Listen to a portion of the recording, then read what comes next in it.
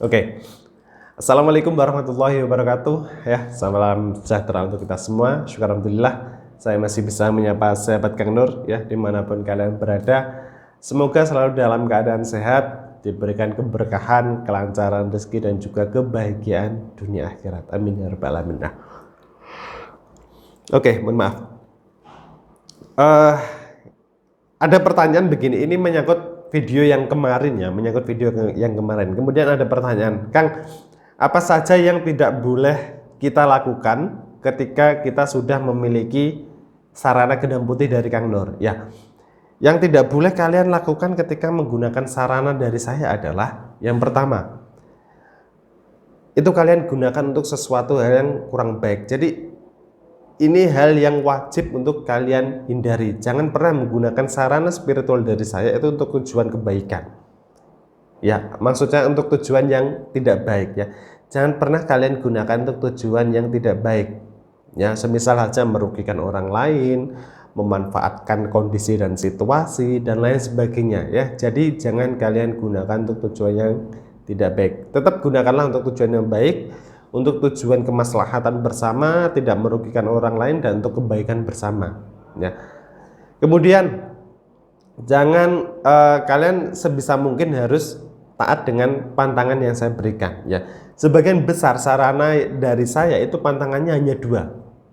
Jangan terkena najis atau kotoran, jangan dibawa melayat atau ziarah ya. Pantangan secara umum, pantangan semua sarana pantangan dari saya adalah dua ini ya. Jadi sebisa mungkin kalian harus menjaga pantangan ini, jangan pernah kalian langgar ya. Kalau semisal kita masuk ke kamar mandi Kang, bagaimana? Tidak masalah ya teman-teman, tidak masalah. Ingat, kalau semisal kalian membawa sarana dari saya itu masuk ke kamar mandi, itu tidak jadi masalah. Yang penting adalah jangan sampai jatuh ke lantai, jangan sampai terkena kotoran atau terkena najis ya. Ya, seperti itu ya. Wabil khusus, ketika sarana yang kalian gunakan dalam bentuk cincin atau dalam bentuk kalung atau dalam bentuk liontin, ketika kalian masuk ke kamar mandi atau ketika kalian ingin mandi ya, sebisa mungkin dilepas terlebih dahulu supaya tidak terkena najis atau tidak terkena kotoran yang ada di dalam yang ada di diri kalian. Nah, itu adalah salah satu pantangan yang harus kalian hindari. Dan pantangan yang lain apa Kang? Ya, pantangan yang lain apa ya? Apa yang harus kita lakukan supaya sarana yang kita gunakan ini tetap maksimal ya? Hanya dua itu. Jangan pernah gunakan untuk tujuan yang tidak baik dan taatlah dengan pantangan yang saya berikan. Gitu. Ketika kalian menggunakan taat dengan dua peraturan ini, insya Allah ya, energi yang ada di dalam sarana gendam putih saya bisa bekerja secara maksimal, bisa bekerja secara sesuai dengan apa yang kalian harapkan ya. Dan satu lagi yang harus kalian ingat adalah jangan pernah berpatokan sama waktu jika kalian menggunakan sebuah sarana spiritual ya. Kalau kalian ingin hasil yang maksimal, hasil yang cepat, jangan pernah berpatokan sama waktu. Saya selalu mengatakan, ketika kalian berpatokan sama waktu, kalian tidak akan bisa fokus dan tidak akan bisa maksimal menggunakan sarana yang kalian gunakan.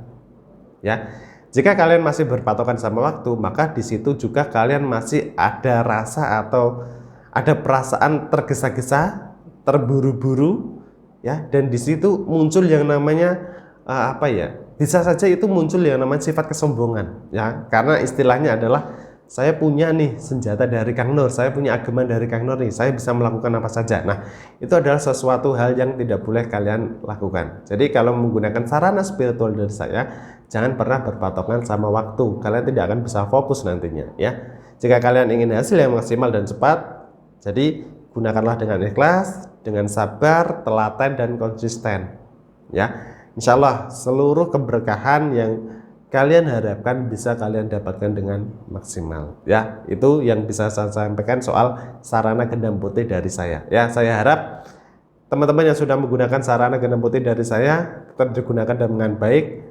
konsisten, ikhlas, dan jangan pernah berpatokan sama waktu jika ingin hasil yang maksimal ya. Gusti Allah pasti bisa menilai apa tujuan kita, apa harapan kita, dan usaha apa yang sudah kita lakukan ya. Itu dulu yang bisa saya sampaikan. Semoga bermanfaat ya. Sampai ketemu di video selanjutnya. Wassalamualaikum warahmatullahi wabarakatuh.